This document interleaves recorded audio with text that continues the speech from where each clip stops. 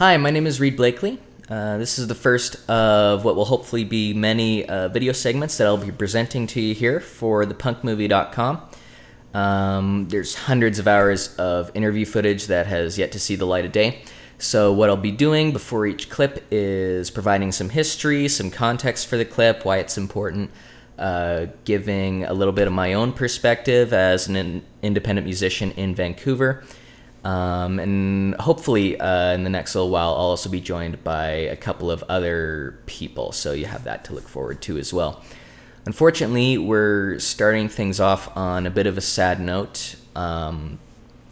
Yesterday, as I record this, Brian Roy Goble, aka Wimpy Roy, passed away at the age of 57 of a heart attack.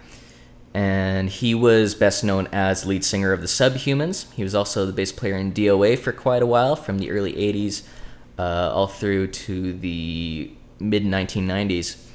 And he was also in the Skulls. Him and Joe Keithley and Jerry Hanna, who's also in the Subhumans, and the Montgomery Brothers, Chuck Biscuits, Ken, a.k.a. Dimwit, and Bob, they all sort of grew up together in the same neighborhoods in North Burnaby, and they were part of the Vancouver scene that really were really the trailblazers for the hardcore punk movement in town. What you're going to see are some clips of Brian. There's some interview footage of him from the film way back in the day of the Subhumans. There's going to be a performance of the song "O Canaduh." You'll see a bit of that.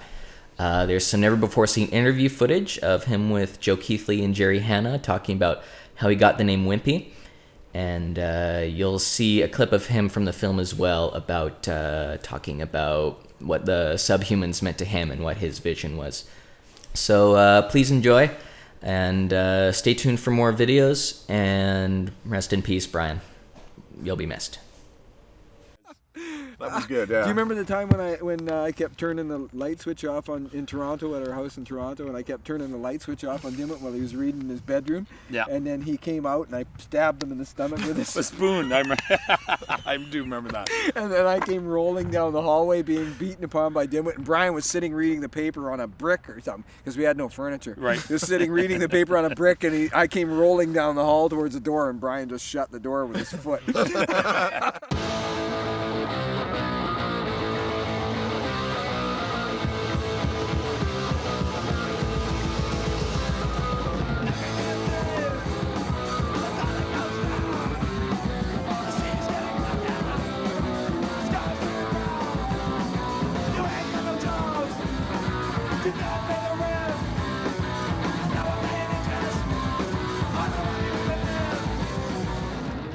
Wimpy wrote these sort of classic punk songs of the day, things like, Death to the Sickoids.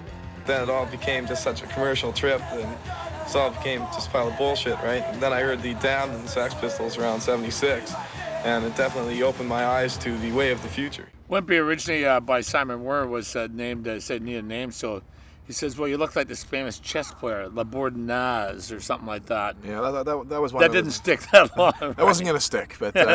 So then Wimpy came up, and then that kind of stuck with that. Yeah.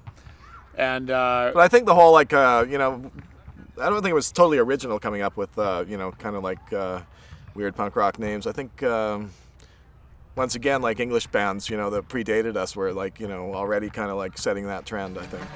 In the long run, I think, Joe really wanted to succeed, as a professional entertainer, whereas I think the Subhumans were more interested in getting our political message across.